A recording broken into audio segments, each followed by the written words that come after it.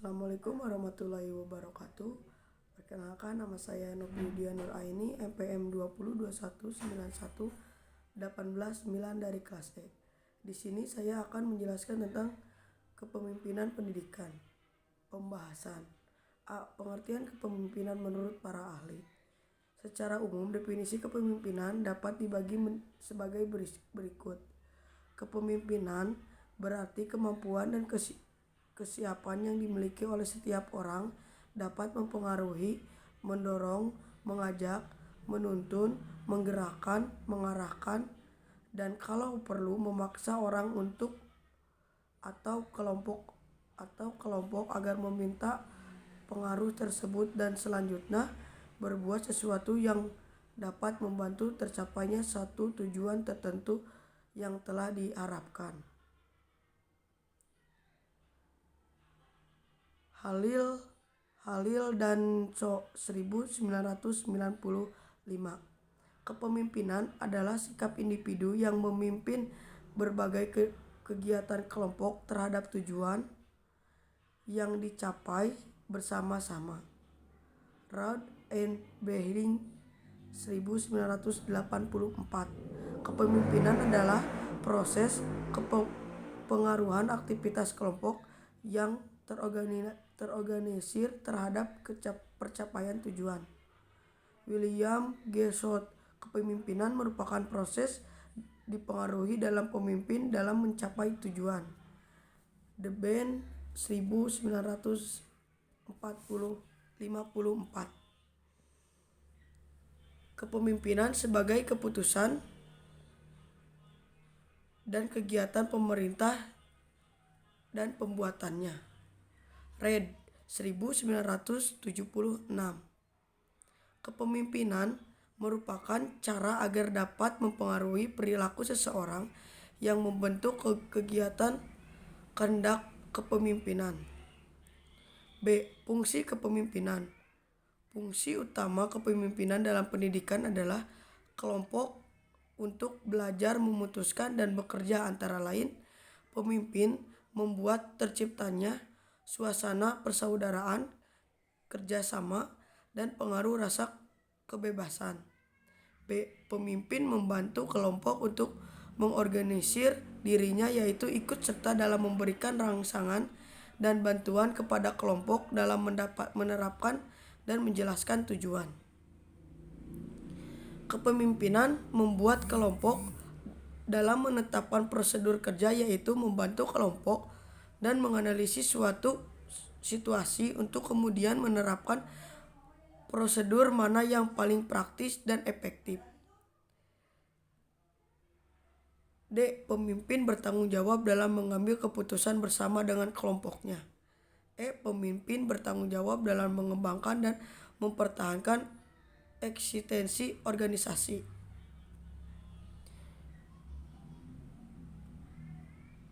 Tipe-tipe kepemimpinan berdasarkan konsep, sifat, dan cara-cara pemimpin tersebut melakukan dan mengembangkan kegiatan kepemimpinan dalam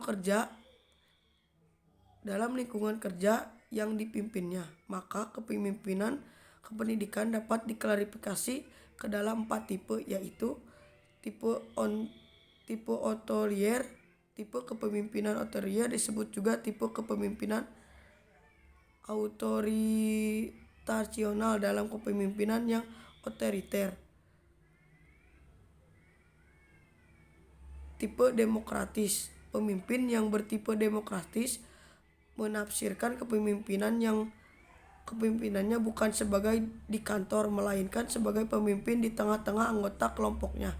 Pemimpin yang didemokrasi selalu berusaha mensimulasikan anggota-anggotanya agar bekerja secara produktif. Tipe prosodemokratis. Tipe ini disebut juga demokratis semua atau manipulasi diplomatik.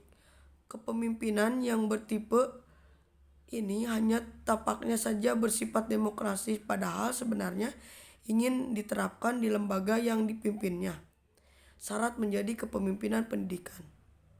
Untuk untuk menanggung jabatan kepemimpinan pendidikan yang dapat dilaksanakan tugasnya dan melainkan perannya sebagai pemimpin yang baik dan sukses, maka dituntut beberapa persyaratan jasmani, rohani, dan moralitas yang baik, bahkan persyaratan sosial ekonomis yang layak. Persyaratannya tersebut adalah sebagai berikut: rendah hati, sederhana, bersifat suka menolong, bersabar, memiliki kestabilan emosional, percaya kepada diri sendiri, jujur, adil, dan dapat dipercaya, keahlian dalam jabatan. Adanya syarat-syarat kepribadian atas menunjukkan bahwa kepemimpinan bukan hanya memerlukan kesanggupan dan kemampuan saja, tetapi lebih baik lagi kemampuan dan ketersediaan pemimpin. Keterapan kepemimpinan pada pendidikan.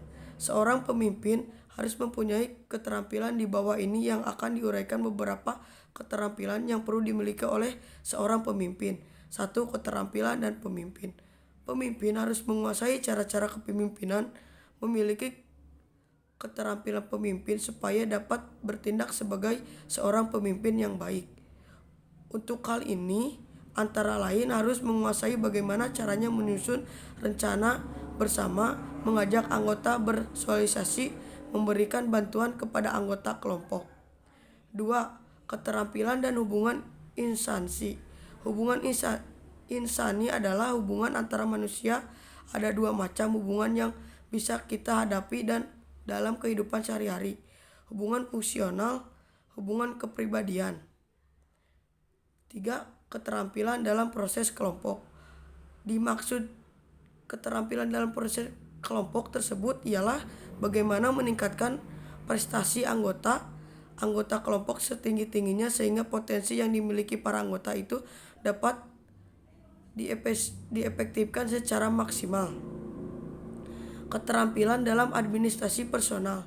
Administrasi personal mencakup segala usaha untuk menggunakan keahlian dan kesanggupan yang dimiliki oleh petugas-petugas secara efektif dan efisien. Keterampilan dan dalam menilai. Penilaian atau evaluasi ialah suatu usaha yang mempengaruhi sampai di mana suatu kegiatan sudah dapat dilaksanakan atau sampai di mana satu tujuan sudah tercapai.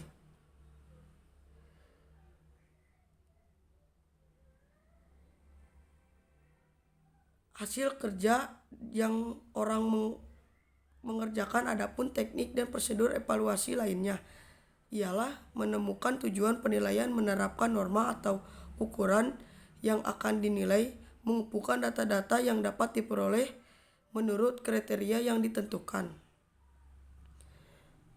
3. Penutup. Kesimpulan. Kesimpulan kepemimpinan adalah suatu sifat yang dimiliki oleh seseorang yang karena amanah yang telah diberikan kepadanya, seseorang tersebut berusaha untuk memberikan pengaruh kepada bawahannya dengan mematuhi segala sesuatu yang menjadi tugasnya agar tujuan telah ditetapkan dapat tercapai. Pendidikan adalah suatu alat bagi manusia yang digunakan untuk mengembangkan potensi-potensi kemanusiaan yang baik, efektif, psikomotif maupun sosial dalam segala situasi dan mengundang tempat dan waktu. Kepemimpinan dalam pendidikan adalah suatu sifat yang dimiliki oleh kepala sekolah yang karena amanah yang telah diberikan kepadanya. Kepala sekolah tersebut berusaha untuk memberikan pengaruh kepada bawahannya. B. Saran. Dalam pengajian terkait dalam kepemimpinan dalam pendidikan, di dalam makalah ini penulis mengakui masih banyak kesalahan. Oleh karena itu, diharapkan ketika ada yang mengkaji terkait dengan hal sama agar dapat mengkaji lebih sempurna dan selengkapnya. Sekian dari saya. Assalamualaikum warahmatullahi wabarakatuh.